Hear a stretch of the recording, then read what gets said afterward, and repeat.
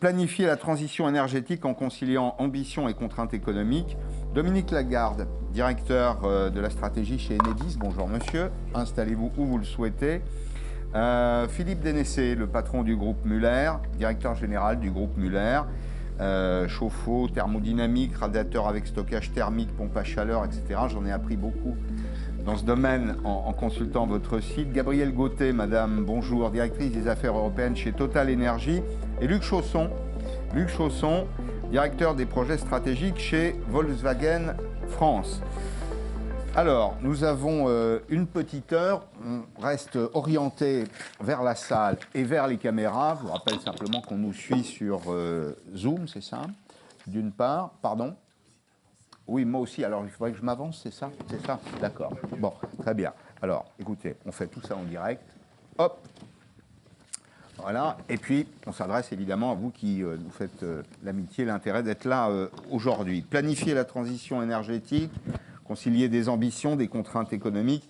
Vous connaissez peut-être la définition de l'économie du professeur Hutchinson, qui a été un prix Nobel d'économie, qui disait que l'économie, c'est l'utilisation de ressources rares, l'utilisation efficace de ressources rares. Chaque mot est important dans la formule. J'ai l'impression que nous y sommes. Une question à chacun d'entre vous. Dans vos secteurs, quelles sont les solutions qui présentent à ce jour le meilleur profil de rentabilité environnementale à l'euro investi? Secteur du bâtiment, secteur de l'automobile. Madame Gauthier, par exemple, pour commencer. C'est une question difficile parce qu'il y a quelques semaines, je vous aurais répondu quelque chose que je vous répondrai peut-être plus aujourd'hui. C'est qu'effectivement, si on regarde à l'échelle de la planète, la meilleure efficacité, c'est quand même, et on serait sur la trajectoire de la grève de Paris, si l'ensemble des économies qui étaient encore sur le charbon passaient au gaz, l'Inde, la Chine, etc. Et que pour eux, c'est une transition. Il n'y avait pas beaucoup d'autres solutions à court terme pour être plus efficace, pour être sur une trajectoire, sur la trajectoire de l'accord de Paris. Alors évidemment, aujourd'hui, ça dépend. Le prix du gaz fait des skyrocketing, fait des bonds. C'est pas que le prix du gaz dû à l'Ukraine, c'est le prix des marchés, c'est aussi le prix de l'ETS, du CO2, et c'est un signal prix pour la décarbonation, oui, ce qui rend du coup d'autres solutions peut-être envisageables alors qu'elles ne l'étaient pas il y a quelque temps.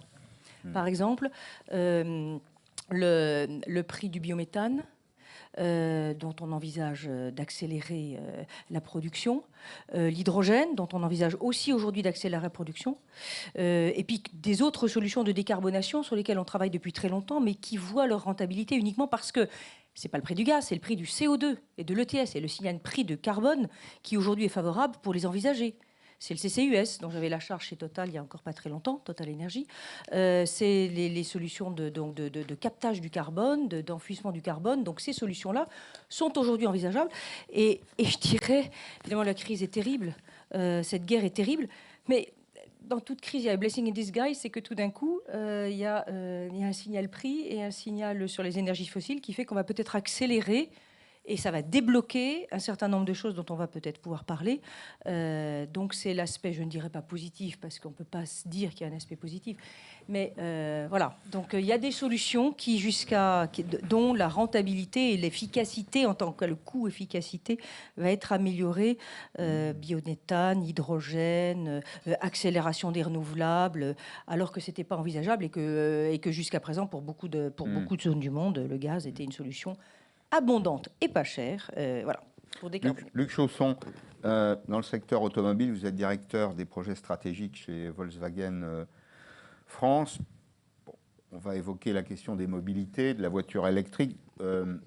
D'abord, est-ce que la directive 2035, plus de voitures thermiques, elle est crédible? Elle est crédible à partir du moment où nous, en tant qu'industriels, on s'y est parfaitement engagé, puisque le groupe Volkswagen s'est engagé à effectuer une transition énergétique totale, ce qui veut dire qu'on a déjà des paliers qui sont extrêmement définis. En gros, à partir de 2026, on va arrêter de développer des nouveaux véhicules sur les plateformes thermiques. À partir de 2030, on va lancer les derniers modèles thermiques. Et donc, parallèlement, on a une montée en puissance très rapide des véhicules électriques pour atteindre, en 2050, une neutralité carbone totale. Neutralité carbone signifiant que non seulement les véhicules n'émettent plus de CO2, que les usines de fabrication n'émettent plus de CO2 et qu'en plus on a, et ça c'est quand même extrêmement ambitieux, on a réussi à renouveler l'ensemble du parc. Donc les jalons sont là, la communauté européenne est à peu près en phase avec ce que nous avons décidé au niveau industriel. Après, la seule nuance, c'est les discussions, les interrogations de certains consistant à dire mais est-ce qu'il faut mettre encore plus la pression? Est-ce qu'on doit anticiper? Est-ce que 2035, c'est pas déjà trop tard? C'est possible d'aller plus vite? Non, d'un point de vue industriel, c'est pas vraiment possible, en ce sens où les investissements sont extrêmement importants. Le groupe Volkswagen a annoncé récemment ses derniers investissements pour la période des 5 ans à venir, c'est 90 milliards d'euros d'investissement. Donc, qu'est-ce qu'on fait de cet argent? On en investit une très grande partie dans les véhicules électriques, qui soient principalement batterie. On investit énormément dans les logiciels, parce qu'un véhicule électrique d'aujourd'hui et demain un véhicule autonome, c'est un véhicule qui est bardé d'électronique, et donc il faut travailler sur les logiciels qui sont à l'intérieur des voitures. Et puis il y a encore un peu de résiduel pour transformer les derniers véhicules thermiques en véhicules hybrides rechargeables. C'est des investissements. Ils seront accessibles à tout le monde, ces véhicules?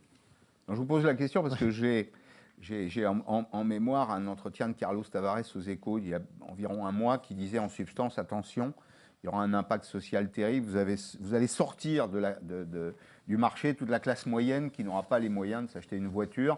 Enfin, il rappelle d'ailleurs que la promesse du XXe siècle, c'était l'accès aux mobilités, y compris pour les classes moyennes, et que là, on repliait l'histoire pour en revenir, alors pour le coup, à une vraie révolution, c'est-à-dire au point de départ où une partie seulement de la population pourrait acquérir un véhicule. L'ambition, c'est que les véhicules électriques arrivent assez rapidement au prix d'un véhicule thermique. On n'y est pas encore, et on n'y est pas encore pour une simple et bonne raison. Quand un groupe que le nôtre fabrique à peu près 10 millions de véhicules par an, on est capable d'asseoir les investissements sur un nombre très important de véhicules. Donc on a des effets de masse, ce qu'on n'a pas encore sur les véhicules électriques. Donc on a un prix, on ne peut pas vendre des véhicules à perte. Donc on a un prix qui est en relation avec la volumétrie que l'on est capable de sortir. Fort heureusement, la majeure partie des gouvernements européens ont mis en place des incentives pour réduire cet écart. Donc aujourd'hui, avec les primes que l'on a, par exemple en France, il y a une grande partie des gens qui peuvent accéder à un véhicule électrique. Mais pour accéder à cette transition... On a quelques chiffres, des graphiques à montrer. Voilà. Mais sur l'évolution, la trajectoire de développement du véhicule électrique, et puis les perspectives de croissance. On a vendu, je crois, 2 millions, c'est ça, 2 millions cette année de véhicules électriques. Non, un peu moins quand même. En Europe. En Europe. Oui, tout à fait. En Europe, oui. À l'échelon européen. Et pour donner capacité à tout le monde, ça concerne bien sûr les véhicules neufs, mais ça concerne surtout les véhicules d'occasion. C'est-à-dire qu'il ne faut pas oublier qu'en France, quand on vend une voiture neuve, on vend entre 3 et 4 véhicules d'occasion. Donc le renouvellement, également, il doit se faire également par les véhicules d'occasion pour donner au plus grand nombre l'accès à un véhicule électrique. Qui plus est, la dernière année, l'an dernier, je crois que c'était 1 500 000 véhicules neufs vendus, 6 millions de véhicules d'occasion. Oui, tout à fait, il y a une accélération. À peu de choses près. On poursuit notre premier tour d'horizon. Philippe Dénessé, directeur général du groupe Muller. On change de... Peut-être avant de vous poser la question, parce que c'est lié au véhicule, Dominique Lagarde, directeur de la stratégie chez Enedis. Véhicule électrique 2035, est-ce qu'il y aura suffisamment de bornes de recharge ? Est-ce qu'il y aura suffisamment de réseaux déjà? Les bornes, c'est encore un autre sujet. Donc la réponse est 2 fois oui. Pour les bornes, je m'associerai aux autres personnes qui sont concernées par le sujet. Mais sur le réseau, souvent on dit la tendance suivra. Dans tous les scénarios, dans tous les scénarios qu'on connaît, 2050 et voire plus, il y a une électrification massive. Alors on peut discuter ensuite, elle est plus ou moins intense, mais elle est globalement massive. Et l'intendance suivra, ça veut dire que ce qui se passe aujourd'hui se passera encore demain. C'est-à-dire que vous avez votre consommation, elle est convoyée, elle est livrée pour les 3/4 par le réseau de distribution d'électricité. Les panneaux solaires qui produisent aujourd'hui, les éoliennes qui produisent aujourd'hui, cette production, elle est collectée pour 85% par le réseau de distribution d'électricité. Donc si ce réseau n'est pas à la hauteur des attentes, et Dieu sait s'il y a des attentes, ne serait-ce que pour votre courant à la prise, pour ne pas avoir de coupure sur votre ordinateur, il faut qu'il y ait un investissement lourd, durable dans les réseaux. Alors je vous rassure tout de suite, c'est le cas aujourd'hui. Et il est prévu, avec une certaine planification, une certaine visibilité, que ce soit le cas également demain. C'est vrai ce que je dis pour RTE, s'ils sont dans la salle, je ne les oublie pas. Et c'est vrai aussi pour les autres distributions. Et les ordres de grandeur sont non négligeables. Je parle de 4 milliards par an. Ce qui est à la fois, ça paraît assez lourd, puisque quand on fait 4 fois 30, ça fait quand même beaucoup. Alors c'est évidemment une énorme bonne nouvelle, puisque ces investissements-là sont pour majorité réalisés, on parlait tout à l'heure des emplois, réalisés par des personnes qui travaillent en France, donc ça fait aussi une bonne nouvelle économique pour de la croissance enrichissante. Voilà, merci. Donc c'est ça c'est vraiment le truc qui est sans regret à la question est-ce qu'on peut investir sans regret. Croissance sans emploi. Celle-là, c'est concret. Hein. Je veux dire, franchement, il y a les collègues du travaux publics là, qui nous hébergent. Donc merci. Donc je les salue. Voilà, Julien. C'est clair qu'on fait appel beaucoup à vos entreprises pour poser du câble en France et dans tous les territoires, pour le coup, aussi bien les villes que les campagnes. C'est aussi un point important. Vous avez parlé tout à l'heure de péréquation. Sur les bornes, juste un mot, on est partenaire de tous ceux qui posent des bornes, tous les gens qui investissent, que ce soit des vendeurs de voitures ou des vendeurs de services ou des équipementiers, etc. Donc on est en lien avec tous ces investisseurs. On a notamment sur les autoroutes des programmes qui sont très planifiés et qui vont finalement assez vite. Oui, mais c'est c'est important parce qu'il y a un enjeu de grand déplacement qui a longtemps posé problème, en tout cas qui a posé question, et qui, je crois, est en passe en termes d'équipement de passer. Ce que vous me dites suggère de nombreuses questions, je vais essayer de les trier. Vous savez comme moi qu'on prend de temps en temps l'autoroute, mais qu'il y a beaucoup de Français qui vivent au quotidien dans les territoires. Vous suivez comme moi les débats. Les débats aujourd'hui, c'est, voilà, bon, le prix de l'essence il est à 2,20 € le samplon 95. Moi, je vis en Haute-Corrèze, je vais travailler tous les jours à Tulle. Comment je fais? Donc, j'aimerais que vous me disiez qu'il y aura aussi des bornes de rechange sur le haut des monnaies d'hier en Corrèze et en Haute-Vienne, par exemple. Oui. Alors bon, là, pareil, d'autres personnes qui sont plus capées que moi là-dessus, mais il faut distinguer dans les populations plusieurs types de populations. Vous habitez en maison, vous n'avez pas de soucis. Vous avez votre prise à la maison. Je vous confirme qu'il y a plus de maisons que de... Oui, en Corrèze, on est d'accord. Oui. Bon, maintenant... Oui. Non, mais c'est important, parce que ça concerne déjà pas mal de Français. Non, très bien. Alors après, il y a ceux qui ont des immeubles avec parking. Oui. Donc là, il y a une grande mobilisation générale pour faire en sorte qu'enfin, on arrive à foutre de l'alimentation électrique, pardonnez-moi de parler familier, dans nos parkings. Il y a des éclairages, mais il n'y a pas encore assez pour mettre des bornes. Donc ça va venir, l'administration se mobilise, Enedis, n'en parlons pas, et puis plein d'autres personnes ici présentes qui se mobilisent pour qu'enfin il y ait des alimentations électriques suffisantes dans les parkings. Et puis il y a ceux, et là pour le coup c'est bien ciblé, qui sont dans des immeubles ou dans des maisons, mais qui n'ont pas de parking, et donc qui gardent leur voiture la nuit dans la rue. Alors ceux-là, en effet, ils habitent ici ou là, mais on sait où ils habitent, parce que en fait, ces situations-là, elles sont référencées sur le territoire.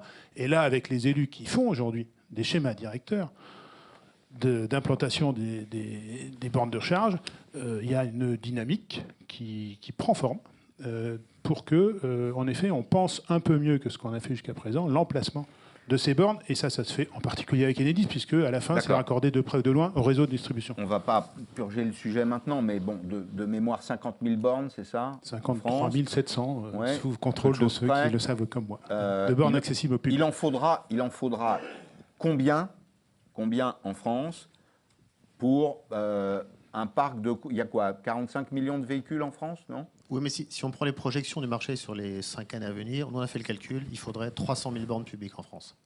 Publiques? Publiques, je parle bien de public. publiques. Donc c'est sans compter celles dont Dominique parle, qui sont installées dans les... Là-dedans, il y a celles qui sont dans la rue, il y a celles qui sont dans tous les lieux de consommation, donc attention, les centres commerciaux, etc., qui tous s'équipent. Il y a les stations d'autoroute, donc il y en a... Voilà. Donc, Et ce sont des bornes à recharge rapide? Oui, alors j'ai fait pas 2 heures pour faire le plein. C'est bien parce qu'on a préparé un peu, donc il m'a dit je poserai peut-être bien cette question-là. Et donc voilà, donc moi j'ai fait un petit ratio sur les bornes actuelles.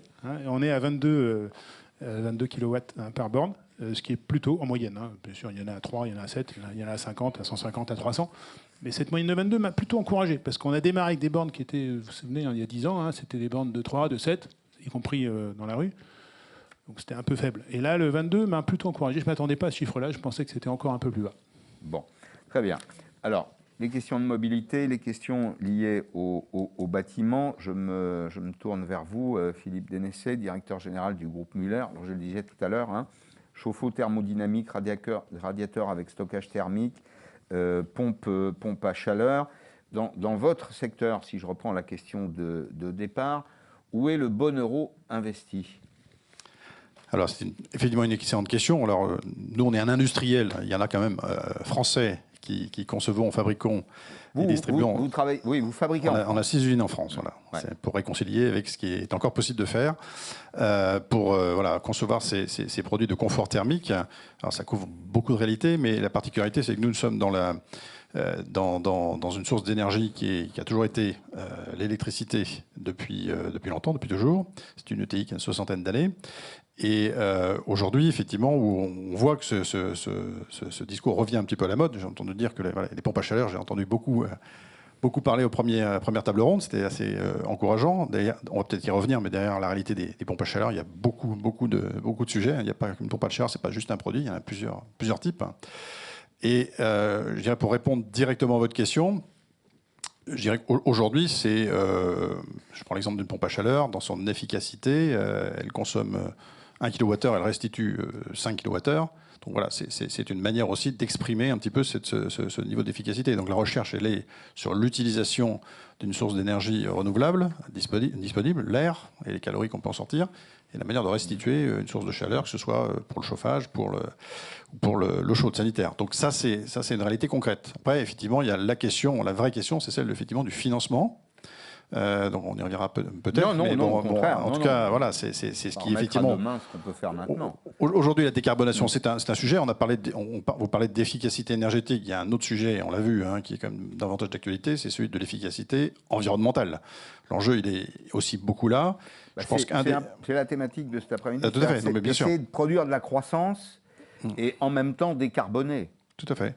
Et avec un leurre qu'il faut aussi éviter, bon, on dit beaucoup, et on le dit peut-être encore plus cette semaine et les semaines passées, qu'il va falloir être un peu plus sobre dans sa manière de consommer, mais il ne faut pas non plus se cacher derrière le fait que les besoins vont aussi croître. Donc alors, oui, il est forcément nécessaire d'avoir quand même cette sobriété, oui, mais je crois que Brice Lalonde, on le disait tout à l'heure, on ne peut pas simplement adosser une politique publique au fait qu'on va rationner. Non, au contraire, moi j'entends qu'on va consommer 35% d'électricité en plus d'ici à 2050. On électrifie une partie des usages, dont les usages notamment de déplacement, peut-être ceux autour du logement aussi. Tout à fait. Alors c'est vrai que la question d'aide, parce que c'est un investissement, on doit inciter le plus possible de ménages à effectivement faire cet acte vertueux lié à la décarbonation, à l'efficacité énergétique. Aujourd'hui, l'enjeu, il est beaucoup sur le parc existant. Alors, on parlait du nombre de véhicules en circulation aujourd'hui en France. Il y a un chiffre qui parle beaucoup. On a à peu près 33-34 millions de logements en France, dont 98% est un logement existant. Donc, c'est-à-dire que l'enjeu, il n'est pas tellement sur ce qu'on construit chaque année. Le stock, qui là est bien encadré. Oui, voilà, c'est ça. Et donc, c'est vraiment l'enjeu, il est sur tout ce qu'il y a à rénover chaque année. C'est énorme. Voilà, il y a beaucoup de littérature qui est passée sur le sujet récemment, mais l'enjeu il est là, et inciter les ménages à avoir effectivement les équipements nécessaires, ça suppose de travailler le logement sur 3 dimensions, le bâti, la manière d'isoler, de bien s'assurer effectivement qu'on est vertueux de ce côté-là, les équipements. Donc la pompe à chaleur en fait partie, il y a d'autres outils de confort thermique, et puis l'intelligence, ce qu'on appelle l'intelligence du bâtiment. Et donc les sujets sur lesquels nous sommes, c'est ces 2 sujets-là, d'équipement et d'intelligence du bâtiment, la capacité à auto-apprendre la vie du bâtiment, à être vertueux et à être en capacité à avoir des détections actives, passives, pour savoir aussi comment mieux consommer, comment mieux utiliser la source d'énergie. À un prix, tout ça, à un prix du mètre carré qui reste compatible avec la capacité contributive des ménages. Ça, c'est la question, c'est-à-dire que l'enjeu, il est là. Il est de se poser la question, compte tenu de l'investissement, c'est un investissement, et toute la chaîne de valeur de l'installation de ces produits prend sa part. Donc, je dirais qu'aujourd'hui, l'enjeu, et on n'a pas encore tellement ce réflexe, mais c'est de calculer effectivement le retour sur investissement. Alors, retour sur investissement, quand on se compare à d'autres énergies, on voit bien qu'effectivement, l'inflation des prix est aidante, mais ce n'est pas suffisant. Et la nécessité d'avoir une aide effectivement de l'État significative qui existe est absolument nécessaire pour accompagner ces mouvements. Donc oui, c'est possible à condition qu'il y ait effectivement une aide significative de l'État. Alors, on aura tous compris, et je pose la question à chacun d'entre vous, que l'industrie ne se dirige pas comme un bar tabac. C'est des trajectoires de long terme, ce sont des choix industriels, ce sont des choix politiques, c'est de l'argent sur la table aussi, de l'investissement et de la formation. Je vous pose la question, Luc Chausson, parce qu'on l'a déjà évoqué tout à l'heure. Il y a la question de la compétence des hommes. Imaginons qu'on ait à peu près tous les ingrédients. On a de l'argent, on a une volonté politique, on a coordonné politique publique avec les ambitions des entreprises, des grands secteurs industriels. Est-ce qu'on a le capital humain immatériel pour faire ce qu'on veut faire ? On a le capital humain en nombre, mais aujourd'hui, c'est un enjeu majeur de former les gens sur les nouvelles technologies. Je vais prendre un exemple chiffré. Le groupe Volkswagen, c'est à peu près 650 000 personnes dans le monde. Et donc, sur les 650 000 personnes dans le monde, vous en avez les 3/4 qui travaillent aujourd'hui sur des modèles thermiques. Donc, on est dans cette fameuse période de transition. Hein, c'est vraiment important de ne jamais l'oublier. Donc, ça veut dire qu'on est en train à la fois de recruter des nouveaux profils. On recrute des électriciens. C'est-à-dire qu'on n'a jamais fait ça de notre vie, mais on recrute des électriciens. On recrute des gens spécialistes dans les logiciels. Donc, il faut qu'on arrive à faire concurrence un peu à Microsoft et autres, parce qu'on en a besoin. Mais surtout, il faut le capital que vous décriviez, il faut qu'on le forme pour passer d'une technologie à une autre. Et c'est un enjeu qui est absolument majeur, puisque si vous prenez aujourd'hui un véhicule thermique, on met à peu près une trentaine d'heures pour fabriquer un véhicule thermique. Demain, il faut qu'on descende à 10 heures pour fabriquer un véhicule électrique. Donc il y a des manières de construire les véhicules qui sont radicalement différents. Et c'est pour ça, par exemple, qu'au siège social en Allemagne, à Wolfsburg, a été ouverte une université, qui est en lien d'ailleurs avec l'université française, pour former les gens et être capable d'opérer cette bascule. Dominique Lagarde. Oui, je crois que c'est un super thème, la formation, parce que c'est un thème optimiste. Parce qu'en fait, les jeunes, ils sont là, ils vont nous succéder et ils vont se former. Et donc, la visibilité qu'on apporte aux uns aux autres pour adopter en effet les formations qui vont bien et porter aussi bien la rénovation, les nouvelles voitures, les nouvelles façons d'exploiter le réseau. Le réseau, hein, vous l'avez en tête avec les fameux compteurs Linky, on est à Enedis le plus grand opérateur en France d'objets interconnectés. Et donc ça, c'est un métier. Ça ne s'exploite pas comme un câble ou comme un transformateur. Donc c'est nouveau. Mais ça va durer des années, puisqu'en plus, le matériel va devoir changer, etc. Donc pendant 10, 15, 20 ans, ce métier-là devient un métier cœur d'Enedis. Donc on en parlait encore il n'y a pas si longtemps au COMEX, hier ou avant-hier, sur le plan de formation. Pour nous, c'est un enjeu effectivement stratégique et qui est directement en lien avec les instituts publics, hein, les lycées, les IUT, etc. C'est-à-dire finalement, comment on fait pour que les gens qui sortent des IUT soient directement habilitables à nos métiers. Donc c'est devant nous, et quand même en 5 ans, en 10 ans, on forme quand même des générations. Donc c'est quand même intéressant de les accueillir au bon endroit avec les bons programmes. Puisqu'on est dans le pratique, dans l'opérationnel, c'est la vocation de cet après-midi, on a envie de savoir quelles sont les coulisses. Est-ce que vous discutez avec l'éducation nationale, avec les écoles d'ingénieurs Est-ce qu'il y a un plan coordonné? Vous voyez ce que je veux dire? Nous, on a une approche qui est très territoriale, puisqu'on on est présent d'abord dans tous les territoires, et puis nos métiers, ils sont, pour certains, nous on a 85%, c'est des gens qui sont techniciens et ouvriers sur le terrain. Donc cette population-là, elle se forme partout en France, dans tous les petits lycées, etc. Donc on est, nous, dans une approche comme ça. Bien sûr, on a des rendez-vous aussi avec les ministères, tout ce qu'on veut, mais déjà, la première chose, c'est d'avoir cette visibilité et de savoir parler des choses dont on ne sait pas parler aujourd'hui. Vous parlez à quelqu'un d'un kilowattheure, c'est compliqué. Vous lui parlez il y a plein de sujets qui sont compliqués. Moi, les bornes électriques, alors dans la copropriété, j'essaye de poser les bornes. Mais je peux vous dire, pour expliquer aux gens ce que c'est qu'un plein avec une voiture électrique, c'est compliqué. Donc en fait, nous-mêmes, on a aussi un apprentissage à parler en langage normal de choses qui sont devenues politiques, qui sont devenues, qui touchent tout le monde. Et donc, ces ponts qui se font entre les uns et les autres, ils nous demandent aussi un effort de pédagogie. Et donc, donc derrière ça, c'est pas seulement des enjeux institutionnels, c'est aussi des enjeux de comportement. On voit bien qu'on a fait connaissance avec lui il n'y a pas si longtemps. Il dit, moi, je commence à connaître ce que c'est qu'un électricien. Mais bon, heureusement, et nous, on découvre le numérique, on découvre d'autres choses. Bref, donc ces ponts-là, je trouve qu'ils nous obligent aussi nous-mêmes à nous exprimer un peu différemment sur des sujets qui nous paraissent évidents et qui ne le sont vraiment pas pour les autres. Et la rénovation énergétique, n'en parlons pas, c'est pareil, il y a plein de choses. Madame Gauthier. Non, je veux dire sur le changement de culture dans les entreprises. Et puis après, je reviendrai peut-être sur le challenge de la voiture électrique, parce qu'on est aussi partie prenante pour les bornes. Je dirais que ça modifie profondément. Alors nous, on est en train d'apprendre, une boîte comme Total Energy est en train d'apprendre carrément un nouveau métier. Ça change l'esprit totalement de la boîte. On découvre ce que c'est qu'un client B2C. je ne dirais pas qu'on ne savait pas, mais quasiment pas. On était une boîte de commodité. On découvre ce que c'est d'être un nouvel entrant dans un marché, non pas être un dominant. En TDE, on est un petit nouvel entrant voilà, dans un marché quand même assez dominé. Et on découvre ce que c'est que d'être partenaire. La concurrence, c'est sympa, non? Et tout à fait. C'est bien. Et on découvre ce que Mmh. c'est qu'un environnement où on a besoin de causer avec les pouvoirs publics, avec l'État, avec les collectivités locales. Voilà.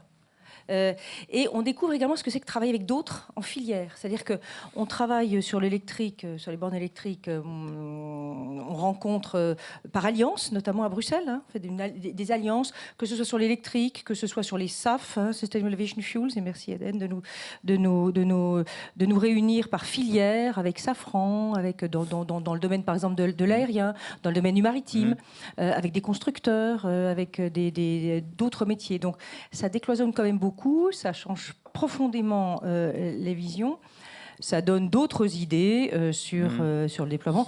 Juste un mot pour revenir quand même sur le challenge que constitue, parce que même pour nous, on s'interroge quand même beaucoup, est-ce qu'on sera au rendez-vous en 2035 du ban de l'électrification et du déploiement des bornes, si j'ai le droit de suite. Vous avez plus que le droit. Bon. Oui, on met tout en œuvre, et mais c'est quand même un challenge, quadruple challenge. Outre le challenge de mon voisin de transformer et d'être au rendez-vous et de produire suffisamment, le triple challenge d'avoir une infrastructure déployée partout, et je vais y revenir notamment dans les territoires les plus difficiles. Deuxièmement, le challenge d'avoir la puissance électrique et les réseaux qui supportent. Parce que Dominique, quand on s'était rencontrés sur ce sujet-là, c'était sur ce sujet quand même que vous aviez des petites interrogations. Et troisièmement, le coût du switch. Le coût du switch pour le qui va acheter. Et il n'y a pas que le coût de la voiture, il y a le coût de la pompe, etc. avec ce qu'on voit. Voilà. Je vous interromps juste une seconde pour faire une remarque à voix haute. J'ai connu une époque où en France, on était tout diesel. J'ai connu une autre époque où on a été tout nucléaire. Ici, on est en un endroit qui s'appelle l'équilibre des énergies. Oui. Le tout électrique ne fait pas peur, non? Je trouve qu'on est un peu manichéen, en tout cas que la vision, je peux me permettre, de la Commission européenne qui est, et de certains commissaires, qui est la voiture doit être tout électrique, point. Est un petit peu manichéenne, c'est-à-dire qu'il y aura, en Europe de l'Est, il y a des pays qui auront peut-être du mal de déployer en temps et en heure, ils nous le disent d'ailleurs, ils viennent nous le dire. Il y a des constructeurs automobiles qui discrètement viennent de dire on a accepté la ICE ban, c'est-à-dire la fin du moteur combustion engine à 2035, mais finalement, on n'y sera peut-être pas. Il y a des pays qui commencent à se dire on va le faire, mais on va quand même tolérer d'autres modèles de décarbonation pour des voitures d'occasion, des gens qui n'auront pas envie de changer leur véhicule et qui pourront néanmoins décarboner, parce qu'il faudra décarboner avec des low carbon fuels, par exemple, qui à condition qu'ils soient en quantité suffisante et dans des prix abordables. Donc, et notamment pour d'autres modes de transport que la voiture individuelle, le routier. L'électrique, c'est pas pour le routier, donc comment est-ce qu'on va décarboner le routier et comment est-ce qu'on va décarboner l'aviation et le maritime, voilà. Donc cette espèce de dogme de tout électrique est un tout petit peu manichéen, et effectivement l'équilibre, on a besoin de tout envisager, d'envisager non pas une approche tail to pipe, mais well to wheel. Donc il y a des pays dans lesquels la voiture électrique n'est pas le mode de locomotion le moins carboné. Ça dépend de quelle électricité on a. On s'interrompt une seconde parce que, comme je vous le disais, on est à équilibre des énergies. Je peux me permettre de demander, Brice, juste quelques mots sur ce sujet. Tout nucléaire, tout diesel, tout électrique. Comment vous ressentez ça avec un micro? C'est mieux. Voilà, il arrive. Il y a de l'impro dans l'air. Un peu d'impro. Un peu d'impro. C'est pas mal. Merci beaucoup. Nous pensons que en 2050, en France, l'électrification des usages, ça devrait concerner à peu près de 50 à 60% des usages finaux. Mais le reste, non. Le reste, par exemple, c'est de la chaleur. La chaleur renouvelable, tout à l'heure, on a parlé de la chaleur résiduelle, vous avez parlé de ça, etc. Donc, il y a beaucoup de sources de chaleur. Les pompes à chaleur, d'ailleurs, elles vont chercher de la chaleur dans l'air, etc. Donc, les réseaux de chaleur, c'est une solution tout à fait remarquable. Donc, c'est pas tout électrique. C'est tout décarboné. D'accord. C'est bien de le préciser. Merci, pardon, je vous ai interrompu. Non, c'est exactement ce que je voulais dire. Sur les questions liées à la planification, je voudrais que vous me disiez chacun où vous en êtes aujourd'hui. La planification, on est bien d'accord, c'est mettre la société en ordre de marche, en se rappelant que la société, c'est l'État avec ses politiques publiques, notamment ses incitations ou ses désincitations. D'ailleurs, l'économie, c'est l'art des incitations, les entreprises et les personnes physiques. Dans votre secteur, Dominique, par exemple, où est-ce qu'on en est? Est-ce qu'il y a les bonnes récompenses au bon endroit et au bon moment pour aller vers l'objectif? Moi, je crois que sur la planification, d'abord, il a été cité à la table ronde précédente les travaux du RTE auxquels on a contribué, là, notamment pour les aspects de réseau. C'est des chapitres qu'on a fait avec eux. Je pense que c'est une illustration du fait qu'il y a effectivement besoin de vision. Il y a un besoin de mettre en synthèse un certain nombre de données qui existent et qui sont difficiles parce qu'elles sont parfois contradictoires, elles sont parfois pas fiables, etc. Et d'essayer de créer du consensus autour de trajectoires futures. Et donc, on parlait des entreprises. Dans les entreprises, il y a à la fois le fait qu'il faut créer de la valeur, mais je pense qu'il y a aussi qu'il faut contribuer à ça. Parce que c'est un travail collectif d'essayer d'afficher des visions. Et ça se fait beaucoup aussi avec les élus. Erki et d'autres parlaient de la vie locale et du dynamisme d'un certain nombre d'élus. Donc, ils sont poussés à le faire, parfois par la réglementation, par des schémas directeurs obligatoires, etc. Mais aussi, il y a un grand facteur d'initiative locale qui fait que dans certains endroits, il y a une volonté d'avoir de la planification, en tout cas, de la visibilité pour les uns et les autres. Après, je pense que le point clé, enfin, pour le coup, et je sors de ma zone légitime, mais c'est clairement de mettre de la valeur en euros de choses qui, aujourd'hui, n'en a pas. Donc le fameux CO2... C'est un peu ma question. Mais ça, c'est vraiment clé, parce que dans la transition qu'on vit, il y a quand même des tas de choses qu'on cherche à préserver qui, aujourd'hui, valent zéro. Et donc, il faut qu'elles valent quelque chose. Sinon, on ne va pas changer. Je veux dire, c'est pas vrai que les choses vont être moins chères, plus sympas, qu'il y aura plus de croissance, qu'on va protéger le climat. C'est pas possible. Il y a une transformation. Et donc, il faut être assez clair. Il y a des gens qui vont avoir du mal, des gens et des entreprises qui vont avoir du mal, parce qu'il y a des choses qui ont de la valeur aujourd'hui, y compris dans les bilans des entreprises, qui en auront moins demain. Et quand on détruit de la valeur, c'est pas une bonne nouvelle. Non, c'est pas une bonne nouvelle. Donc, on peut pas faire que des bonnes nouvelles. Par contre, on mute vers un truc où on va avoir chacun un budget CO2.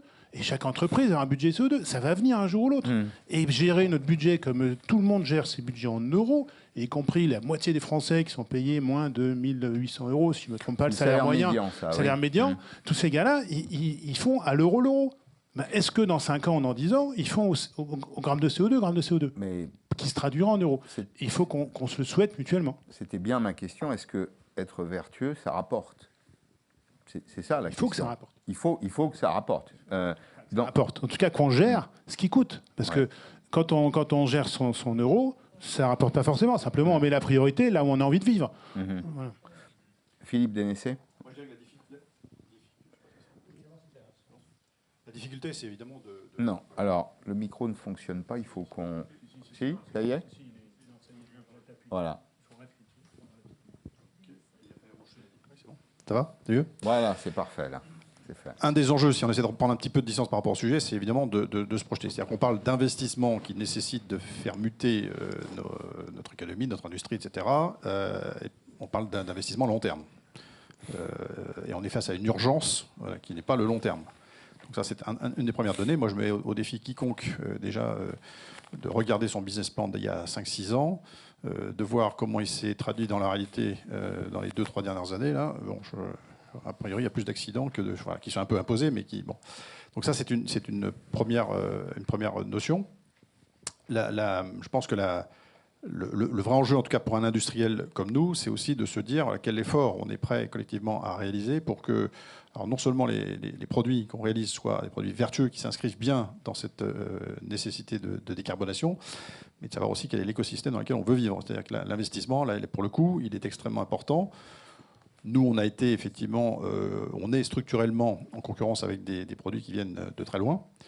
l'effort qui a été celui porté par l'entreprise Muller, par exemple, qui a été le choix de produire en France, c'est un choix coûteux, c'est un choix qui est un peu militant. Là, vous payez des cotisations sociales, Bon, vous voilà, payez des impôts locaux, alors faire. que vos concurrents ne payent que la TVA. Exactement. C'est le seul Donc, impôt qu'ils payent. Voilà, et ça fait partie voilà, de cette logique dans laquelle il faut aussi pouvoir construire. On parle de relocalisation. N'oublions pas que la France est un des pays qui a le taux d'emploi en industrie qui est le plus faible en Europe. Oui. Ça fait quand même partie des vraies questions, des vrais questionnements. Alors il y a des choix de relocalisation qui sont faits, c'est vrai, on en parle beaucoup. Maintenant, il y a une vraie volonté. Vous parliez tout à l'heure, je n'ai pas répondu sur la question de l'emploi. On a fait des choix en France de faiblesse, de désindustrialisation quelque part dans les 40-50 dernières années. Aujourd'hui, on revient. Serge Turuc qui disait on peut faire de l'industrie sans usine. Il y a quelques incarnations comme celle-là, voilà, tout à fait.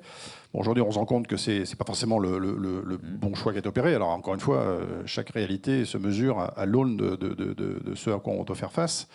Mais je pense que cette tendance-là est un élément prépondérant et indispensable de la problématique dans laquelle on doit évoluer. C'est-à-dire cette décarbonation, elle s'accompagne aussi du fait de pouvoir se dire on produit localement. Madame Gauthier, est-ce que la transition dans laquelle vous êtes engagée, on n'a pas donné de chiffres sur la géographie de votre activité, mais l'enjeu, c'est d'être à 50% d'activité non hydrocarbures, non, je me rappelle à peu de choses près, c'est ça. Est-ce que cette politique de transformation de l'entreprise, elle va vous permettre de créer des emplois en France, et lesquels ? Alors oui, elle va nous permettre de créer, on embauche, puisqu'on est en train d'avoir, et on embauche également des jeunes, puisqu'on est en train de créer un nouveau Total Énergie, de Total à Total Énergie, ça veut dire quand même créer, et on embauche en France, on embauche en Europe, et on embauche sur un certain nombre de continents, y compris en Asie, en Inde, etc. Juste, quelles sont les conditions quand même qui nous permettent d'envisager ça ? Je reviens à ce qu'on a dit, et ce que j'avais dit. Oui, on est pour un prix du carbone. Il faut un signal prix du carbone, une fois qu'on dit ça. Donc c'est oui et 3 fois oui.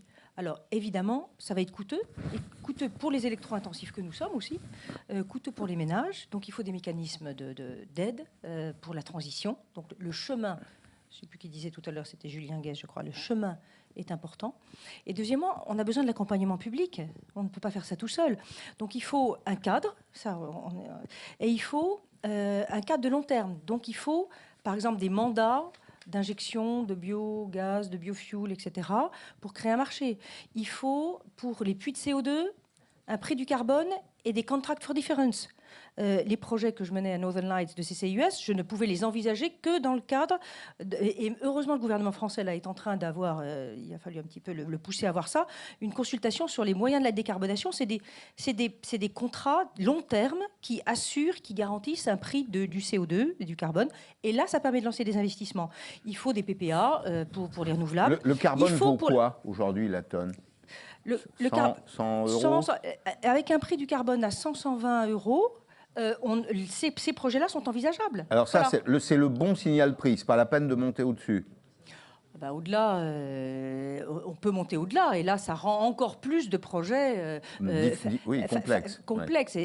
C'est facilitant. Pour les bornes, si je fais le parallèle avec d'autres industries, je me suis longtemps occupée de la numérisation des campagnes. Dans une autre industrie, j'ai 20 ans dans les réseaux d'initiative publique dans les campagnes. Mais les bornes électriques, ça me ressemble furieusement, c'est-à-dire, certes, il faut des schémas directeurs, mais au-delà du schéma directeur, comment on passe à l'action ? Une fois qu'on a fait un beau schéma directeur, quelle est la région envisageable, pertinente, et quel est le modèle économique ? C'est peut-être une concession, un PPP, qui choisit un opérateur en lui garantissant, celui qui demande le moins d'argent public, mais en lui garantissant une ouverture, une couverture, l'accès à du foncier, etc. etc.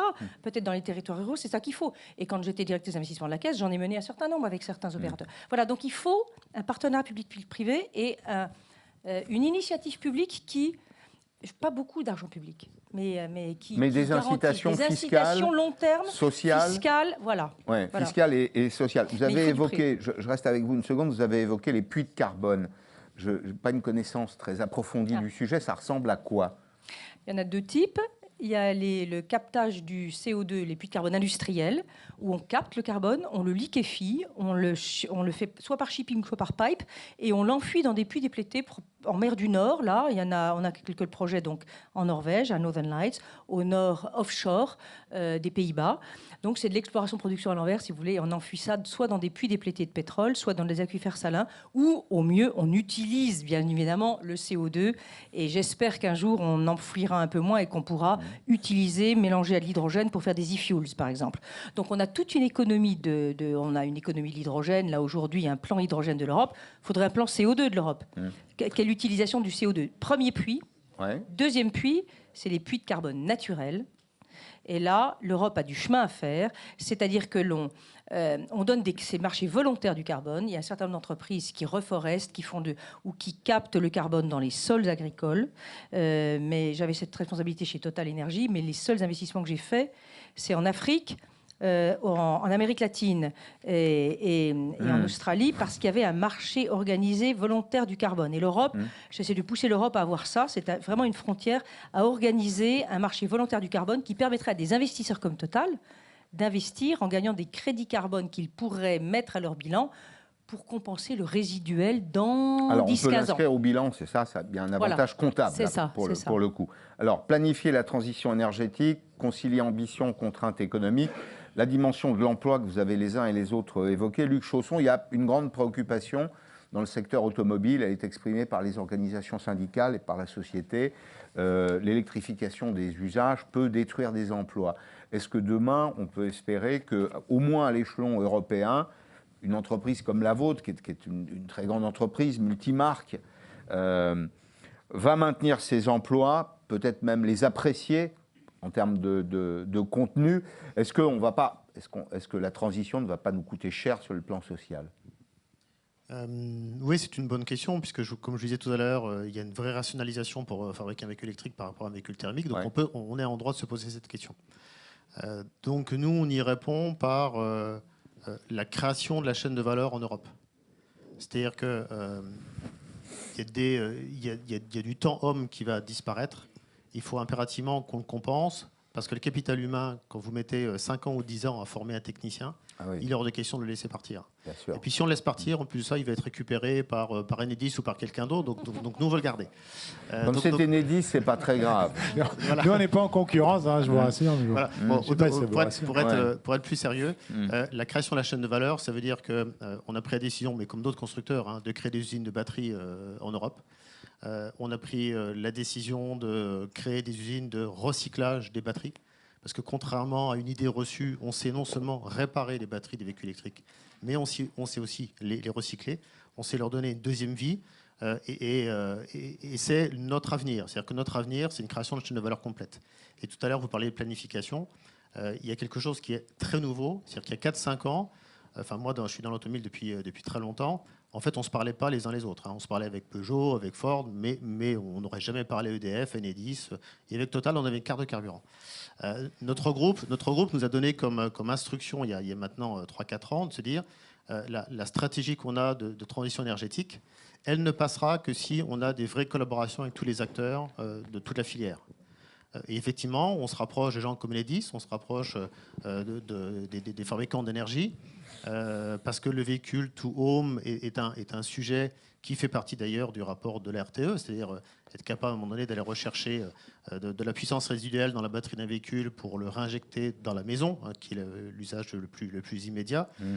Et ça, c'est vraiment fondamental. C'est-à-dire qu'on n'arrivera à cette transition énergétique que si on se parle tous les uns les autres. Vous avez des choses à emprunter au secteur du bâtiment et vice-versa? Je peux vous donner une anecdote? Oui, bien sûr. Quand on veut réparer des batteries véhicules électriques, comme j'ai dit tout à l'heure, il faut avoir une vraie technicité. Vous avez encore des techniciens automobiles chez nous qui ont peur de la batterie. J'en discutais avec Brice l'autre jour, ils se disent mais si j'approche la batterie, je vais me faire électrocuter, je vais mourir. Donc on essaie de trouver des électriciens. Et nous, en fait, dans l'automobile, les électriciens ou les électroniciens, ils ne viennent pas chez nous, naturellement. Et donc on essaie d'approcher des écoles de formation en électricité. Mais en fait, ils vont dans le bâtiment. C'est ce qu'ils nous disent en tout cas. Ils vont d'abord dans le bâtiment, ils vont dans les sociétés qui sont très proches de l'énergie. Et ça, c'est aussi un enjeu. C'est pour que cette chaîne de valeur elle soit parfaitement pérenne, il faut qu'on ait les bonnes personnes et les bons profils. Vous allez être en concurrence en termes d'emploi, M. Dénessé, M. Chausson? Moi, j'ai Vous allez plus besoin chercher à de recruter les peintres, mêmes mais talents?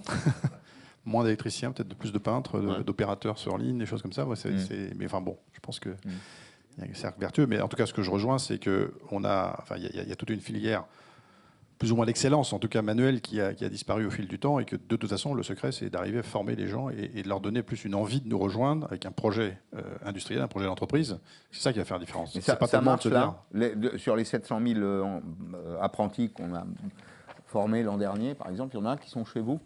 oui, il y en a un petit peu, pas assez, parce Ouais. qu'il y a Et plein de pourquoi? problématiques. Parce qu'il n'y a pas assez de candidats parce que... On est en tant qu'industriel, on est souvent dans des endroits qui ont justement, qui sont assez éloignés des grands centres urbains. Donc déjà, c'est une première contrainte. Enfin, la vie à la campagne a son charme aussi. Tout à fait. Ouais. Et c'est pour ça qu'il y a peut-être des enjeux nouveaux qui vont, Ouais. au contraire, redistribuer les cartes. Et puis, je crois je crois beaucoup, effectivement, que ça fait aussi partie du côté vertueux des choses, c'est qu'un projet d'entreprise, se réaliser dans quelque chose qui nous dépasse, parce que justement, il y a une dimension de contribution à ces enjeux, notamment environnementaux, ça parle aussi aux gens. Et partir, finalement, de gens qui ont une motivation avec une envie et une détermination, c'est peut-être le meilleur garant pour pouvoir former des experts, parce que de toute façon, ces expertises-là n'existent pas dans des formations, je dirais, type CFA, des choses comme ça n'existe plus. Question de la salle, puis j'aurai une question tout à l'heure sur la taxonomie. Question de la salle, s'il y en a. Alors, je pose le temps que vous prépariez vos arguments, si vous en avez, ou vos questions, si vous en avez. La taxonomie européenne. Taxonomie, tout le monde voit bien de quoi il s'agit. C'est une politique de fléchage des investissements vers des moyens de production d'énergie vertueux ou non vertueux. Alors, il y a un bras de fer avec les Allemands. Les Allemands considéraient le gaz comme vertueux, le nucléaire comme vicieux, si je puis dire. Et bon, finalement, on a trouvé une espèce de compromis. Sauf que d'ailleurs, dans le compromis, il y a des étapes intermédiaires qui nous interdisent d'investir, ou en tout cas qui sont décourageantes, peu incitatives à investir dans le secteur du nucléaire, à tel point que hier, le ministre allemand de l'énergie, qui est écologiste, rappelle qu'ils ne rouvriront pas de centrales nucléaires, mais qu'ils vont utiliser massivement du charbon. Bon. On pourra demander des comptes en matière d'émissions de CO2, hein, parce qu'on a là aussi, vous voyez, un schéma qui nous montre l'évolution des émissions de CO2 par l'industrie française. C'est décroissant. Les émissions de CO2, le kilowattheure produit en ce moment en Allemagne est 10 fois plus polluant que celui qu'on produit en France. Bien, on laisse ça de côté, mais la taxonomie, comment vous vous y retrouvez les uns et les autres? Est-ce qu'elle est en croissance? Est-ce qu'elle est en lien plutôt avec l'objectif qu'on s'est fixé, Dominique Lagarde? Pour le coup... Ce qui se dit ici ne sort pas d'ici. Non, Vous pouvez parler librement. Non, mais cette équation du mix de production est capitale pour l'Europe. Et donc, je pense que vous l'avez bien dit dans la première table ronde. Hein, c'est clair que revoir du charbon, revenir au premier plan, c'est compliqué pour tout le monde. Et la taxonomie, elle n'est pas parfaite à ma connaissance, mais elle a rééquilibré un peu les choses par rapport à ce qui se passait il y a 5-10 ans. Moi, je ne suis pas au cœur de cette discussion-là, mais le fait de voir réapparaître le nucléaire dans la vie européenne, pour avoir travaillé un peu sur le nucléaire au préalable, c'est quand même nouveau. Alors, c'est pas aller jusqu'au bout, mais l'histoire n'est jamais terminée, donc ça va se poursuivre. Voilà. Après, ça a été dit aussi, le mix énergétique. Nous, alors pour le coup, en tant que réseau de distribution, on le voit bien, puisqu'on voit arriver sur le réseau, comme j'ai dit tout à l'heure, à la fois une grande partie du solaire, 85%, l'éolien terrestre aussi, et puis on voit apparaître aussi les productions d'hydrogène, hein, qui sont aussi, pour certaines, raccordées, et puis un certain nombre de moyens de stocker, notamment les fameuses batteries, qui sont des installations plus ou moins grosses. Donc on voit cette diversité qui arrive. Et donc, oui, il faut que le financement soit fléché. On parlait tout à l'heure du prix du CO2, mais le coût de l'argent est aussi quelque chose de très décisif. Hein, vous savez plus que moi encore là-dessus. Hein, voilà. Donc je pense qu'il faut continuer à pousser vraiment immanquablement sur le CO2 comme priorité. Hein. Mais ça reste la priorité, donc c'est décarboner plus produire de la croissance. Il y a quand même, enfin, je me fais la réflexion et puis je la partage avec vous, il y a quand même beaucoup d'idéologie, beaucoup de biais idéologiques dans tout ça. C'est-à-dire que remettre un peu de science au milieu du débat, c'est pas complètement idiot aujourd'hui, si on veut véritablement, Mme Gauthier, tenir nos objectifs, hein, dans ce domaine. Enfin, pour parler de la taxonomie, il faut revenir à la jeunesse. C'est une bonne idée, mais c'était quelque chose qui devait s'imposer pour une notation des investisseurs Oui, et de leurs investissements dans les absolument. entreprises. Oui, oui. Bon. Jusque-là, OK. Donc évidemment, les entreprises doivent du coup faire un effort. Et on n'est qu'au début, puisqu'on on a fait vous savez, je vous rappelle qu'il y a 6 objectifs environnementaux et peut-être même des objectifs sociaux, puisqu'il est question d'une taxonomie sociale. Donc on n'est qu'aux 2 premiers objectifs, les activités pour lesquelles on doit faire la liste des activités qui sont alignées, qui sont éligibles, puis alignées, en fait. Et on avait dit, donc, c'est pas pour juger les entreprises. De fait, on a l'impression que ça va devenir un standard et que ça va quand même s'imposer pour tout un tas de choses et que les entreprises vont avoir certains rankings entre celles qui sont une partie, tant de pourcentage de leurs activités éligibles, tant de pourcentage aligné. Et on a fait que 2 des critères, il y en a 4 à venir. Et puis, bon, la plateforme pour la finance durable a rendu son rapport sur la taxonomie dite sociale. Et heureusement, la Commission a dit qu'elle ne prenait pas tout de suite position pour... Bon. Toujours est-il pour une entreprise comme nous, pour Total, nous, on peut cope with it, on peut le faire, mais c'est une énergie, mais folle à l'intérieur de l'entreprise pour lister toutes les activités, parmi les 80 activités, déterminer le pourcentage de CAPEX, d'OPEX pour chacune d'elles. Enfin, c'est une usine à gaz affreuse, il faut le savoir. Alors la seule chose que je pourrais dire, c'est que j'espère, ce qui n'est pas le cas pour nos concurrents américains et chinois. La taxonomie. Donc, en soi, c'est une bonne idée, on n'est pas contre, mais attention à ne pas en faire quelque chose qui se retourne contre et qui soit trop lourd. Taxonomie sociale, je ne sais pas trop ce que c'est, ça va être sur quels critères, enfin bon, on peut dériver sur tout un tas d'autres choses, voilà. C'est vrai que cette maladie française de la norme est un peu viralisée en Europe. Philippe Dénessé. Donc, je dirais simplement que c'est juste un révélateur de ce qu'est l'Europe aujourd'hui. C'est-à-dire la difficulté à... Question ? Il y aura des questions. Non, allez-y. La difficulté à fonctionner, je dirais, ensemble avec des cultures, des approches, des histoires extrêmement différentes. C'est ça aussi la particularité. Quand vous comparez aux États-Unis, c'est bien ça la problématique. Alors on aura peut-être des réponses avec François-Xavier Bellamy, je ne sais pas, mais c'est quand même ça le reflet de la question. Donc c'est vrai que de voir des choses qui semblent s'opposer, aller dans une même direction, ça semble complètement, effectivement... antinomique et insoluble. Et contre-productif. J'ai juste oublié de rajouter quelque chose. Ça participe à cette espèce de prurite législatif qui est inouïe depuis 15 ans. Enfin, je ne sais pas combien. Moi, je viens de prendre mes fonctions pour Total Energy, pour le Green Deal européen. On a plus de 50 textes qui nous concernent. Enfin, je n'ai jamais vu, et j'ai fait de l'Europe longtemps avant, mais je n'ai jamais eu un tel tsunami législatif sur nos entreprises. Voilà, je ferme la parenthèse. Et là, vous êtes à 27 aujourd'hui, et à l'époque où vous y étiez, c'était à 5 ou 6. Quoi. Voilà. Monsieur, vous vous présentez, puis vous intervenez. Allez-y. Non, on ne vous entend pas, là. Donc, Étienne Becker, France Stratégie. Moi, j'avais une question sur la tarification. Alors, c'est une question aussi que je voulais poser à la première table ronde, parce que, bon, on a découvert que, le prix du marché de gros sur les marchés d'électricité était, enfin que le système était marginal gaz, donc indexé sur le gaz. On a dit ça va pas. Donc il va falloir revoir la tarification. Enfin c'est ce que j'ai cru entendre de Monsieur Bruno Le Maire. Oui. Et puis le lien avec le véhicule électrique et les autres usages, c'est et le pilotage des usages. On voit bien qu'il va falloir une tarification incitative aussi pour consommer au moment où on est en heure creuse, ou je ne sais pas, les éoliennes produisent, ou que sais-je. Donc, il y a aussi la composante de localisation. On a parlé des collectivités qui veulent commencer à mettre la main sur les réseaux électriques et donc à développer leurs propres activités. Donc on sent que ça tire du point de vue européen, généralement au niveau de l'organisation des marchés électriques. Ça tire au niveau des questions sociales, puisque le tarif doit être socialement juste, on va dire. Et puis ça tire aussi du côté géographique.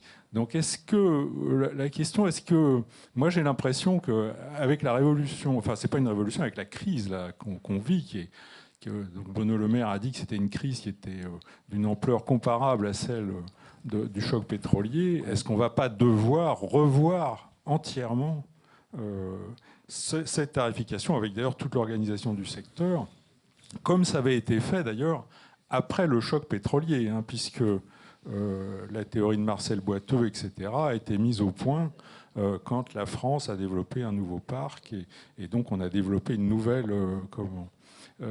organisation du secteur électrique. Merci. Dominique Lagarde, vous voulez... Moi, je veux intervenir sur l'aspect tarif d'accès au réseau, parce que c'est une partie du prix de l'électricité. Et cette partie-là, elle a des particularités importantes pour chacun des gens qui payent, donc chacun d'entre vous, et aussi pour chacun des territoires. Donc c'est un tarif qui est péréqué sur l'ensemble du territoire et qui est donc fixé de manière à couvrir les coûts du distributeur et de rémunérer aussi les investissements. Donc il couvre également les charges d'investissement. Donc c'est important de dire que quand vous payez donc, votre facture d'électricité, il y a à peu près un tiers qui est pour les réseaux, un tiers pour les taxes, un tiers pour l'électricité, et tout ceci se déforme puisque on voit bien les prix des lecs peuvent monter, les taxes en général ne baissent pas, et c'est rare. Et puis le prix du réseau essaye de contenir son effort. Alors tout à l'heure j'ai dit qu'il y avait 4 milliards par an d'investissement durablement, donc c'est beaucoup. Ça veut dire qu'il y a une part dans le tarif qui vient rémunérer les charges liées à cet investissement. Donc ce n'est pas l'investissement lui-même, c'est les charges liées à. Et donc ça représente un peu moins du tiers du tarif. Et donc ça veut dire qu'un tiers du tiers, dans votre facture, ce qui couvre un peu les investissements, les charges d'investissement liées au réseau, c'est pas loin du dixième donc, de ce que vous payez. Donc c'est aussi ça qui permet... des frais financiers, ça ? Oui, c'est les frais financiers, les barres d'amortissement, etc. Et c'est ça qui permet aussi d'avoir un effort qui est donc réparti entre nous tous sur le réseau pour pouvoir justement assurer une capacité de financement du réseau et des investissements du réseau. Deuxième remarque que je voudrais faire, c'est que cet effort, il est national, il est partagé entre vous tous, c'est un système qui est totalement régulé, et ça a une vertu, c'est que ça reflète le service qui est rendu par ce fameux réseau. Puisque vous avez en tête que quand vous consommez à un endroit donné, vous allez prendre des électrons qui proviennent de plein d'endroits différents, de grosses centrales, de petites centrales, et désormais avec beaucoup de petites centrales qui sont du solaire, de l'éolien, etc., qui ne sont pas au pied de votre immeuble, qui ne sont pas en bas de chez vous, qui viennent d'ailleurs. Voilà, de plus en plus d'ailleurs. Donc tantôt, c'était avant il y avait peut-être 20 centres de production, un peu plus. Ben maintenant, il y en a, il y a 500 000 installations. Plus de 500 000 installations production éolien et solaire connectées au réseau de distribution. Donc ça vous donne une grande diversité. Donc premier élément. Et deuxième élément, le jour où vous n'avez plus de courant, en fait, nous, on se lève la nuit pour qu'il y ait du courant. Donc, voilà, et donc on vient de partout. Donc là, le week-end dernier, il y avait une tempête en Bretagne, vous l'avez en tête probablement. Eh bien, on est venu de partout, de la France, pour aller mettre du courant chez les Bretons. Donc c'est une dynamique qui est effectivement nationale, qui est très collective, qui n'appartient à personne, entre guillemets, si ce n'est à tout le monde. En l'occurrence, on a la chance de faire ce métier-là, on aime bien ça, c'est un vrai service public. Ouais. Et donc j'insiste sur ce caractère un peu national, parce que effectivement, les territoires qui se disent on a une politique d'autonomie, etc., en fait, l'autonomie, elle ne porte pas là-dessus, puisque les territoires, ils ont bien conscience que le risque qui est lié à une absence d'électricité, celui-là, il n'est pas porté par eux. Il est réparti sur l'ensemble. Donc c'est important d'avoir ça en tête. Et du coup, Étienne, je n'entre pas dans la partie refonte de la tarification en Europe ou des prix de l'électricité, puisque pour le coup, c'est un ensemble. Mais c'est important d'avoir des idées un peu claires sur la partie réseau, c'est ce que je voulais partager avec vous. Jean-Pierre Houet. Oui, Jean-Pierre Houet, Équilibre des énergies. Gabrielle Gauthier nous a dit qu'elle avait reçu sur sa table 50 textes européens intéressant l'industrie. Alors, il y a forcément du bon et du moins bon dans tout cet ensemble. On a vu que la taxonomie, c'était une usine à gaz, ce qui n'est peut-être pas si mal dans la conjoncture actuelle. Mais ma question, c'est sur le mécanisme d'ajustement aux frontières. C'est quelque chose auquel la France porte un grand intérêt. Et la présidence française a déposé, je crois c'est cette semaine même, une proposition de compromis sur ce texte. Alors comment vous voyez les choses? Est-ce que c'est pas un peu, je dirais, du greenwashing en fait? Quel va être l'impact réel de cet ajustement aux frontières sur vos activités? Sur les nôtres, à court terme, on n'est pas dedans, donc c'est très clair. On rentrera peut-être dans une deuxième phase, puisqu'on n'est pas dans les premiers secteurs, qui sont le ciment, l'électricité. Voilà, donc il y a 5 ou 6 secteurs dont nous ne sommes pas. Maintenant, on se pose la question d'être candidaté à un prochain round.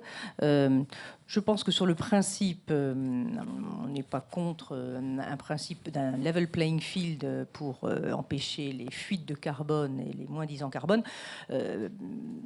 Je lisais Yann Vincent, là, notre patron même de l'usine ACC, lui-même, pour refabriquer et relocaliser des batteries et fabriquer des batteries, on a un accord avec Stellantis avec 2 grands sites, je vous rappelle Douvrin et Kaiserslautern déjà, donc on a fabriqué plus de 2,5 millions de batteries par an à échéance, et ben, il va falloir, lui, il réclame une certaine protection contre les fuites de carbone également aux frontières. Donc sur le principe, oui, c'est une bonne chose. Maintenant, ça pose un certain nombre de questions qui sont un petit peu délicates. D'abord, il faut que les mécanismes sur les exports. Ensuite, il faut voir comment ça marche et que ce ne soit pas encore une autre usine à gaz concrètement. Donc, il faut un petit délai, et d'ailleurs, c'est prévu comme tel, pour voir qu'est-ce que ça donne avant d'inclure éventuellement d'autres secteurs. Voilà. Donc on est prudent, on regarde, on n'est pas contre. C'est quelque chose on réclamait moins de naïveté de l'Europe. J'ai connu un secteur qui a été beaucoup plus naïf en matière de concurrence européenne qu'est le secteur de l'industrie des télécoms, hein, où les Chinois ont bien pris le dessus sur les groupes occidentaux, que ce soit les Alcatel, les Lucent, les Nokia, les Ericsson, ouais, etc. Voilà. Donc là, on s'est dit dès le début, c'est bien, l'Europe s'est dit, attention, ne soyons pas le naïf du village global, sur le principe, c'est pas mal. Maintenant, dans la mise en œuvre, il y a un certain nombre de petites choses à regarder. Merci à tous les quatre. Je vais retenir une idée simple, qui est qu'aujourd'hui, il faut travailler ensemble, de façon très verticale, parce que vous faites des métiers différents, complémentaires les uns des autres. On part... Comment ?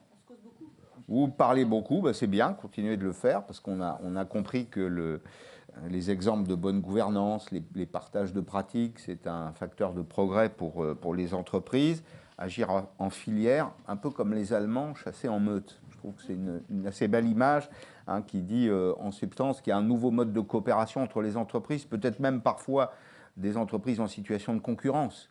Pourquoi pas, hein, en respectant évidemment le libre marché, en respectant l'innovation, ceux qui l'apportent. Quand il n'y a pas de rémunération de l'innovation, il n'y a plus d'innovateurs. C'est un truc dont c'est tout bête, mais il faut quand même s'en rappeler.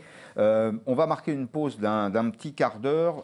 En fin de rencontre, nous recevrons M. François-Xavier Bellamy qui conclura. Et puis la toute dernière table ronde évoquera le leadership technologique et français. C'est un sujet qui m'est cher, la question du transport aérien. Le transport aérien, c'est 4 milliards de passagers chaque année. On prévoyait de doubler sa capacité. Dans quelles conditions? Comment respecter l'objectif, hein, de réduction des gaz à effet de serre en 2050? Où sont les innovations? Quel est le calendrier des innovations? Je crois qu'on a fait le tour. On se sépare un petit quart d'heure. Brice, un mot, éventuellement. Les 2 premières séquences sont passionnantes. Oui, absolument formidable. Merci beaucoup à tous. Sur le transport aérien et ce que disait Mme Gauthier, et même j'en parlais avec Erki, c'est quoi l'idée générale? L'idée générale, c'est qu'on a envoyé tellement de CO2 dans l'atmosphère qu'il va falloir peut-être le sortir de là, quoi. Et que pour l'instant, tout notre carbone, nous le prenons de ce qui est sous terre, et peut-être ce serait pas mal de le prendre de ce qui est dans l'air. Et donc, quand on parlait des e-fuels, c'est bien cette idée. On recycle le gaz carbonique qu'on a envoyé et on essaye d'en faire des carburants en le mélangeant à de l'hydrogène, etc. Tout ça, ça demande beaucoup d'énergie, justement. Ça demande beaucoup d'électricité. Et donc, c'est pour ça qu'au départ, autant on va demander à chaque Français, à chaque entreprise de faire des efforts d'efficacité énergétique, autant la société elle-même et l'industrie elle-même sera sans doute obligée de produire plus d'énergie pour l'utiliser plus efficacement. Donc, c'est ça un petit peu le paradoxe. En tous les cas, bravo, c'était formidable.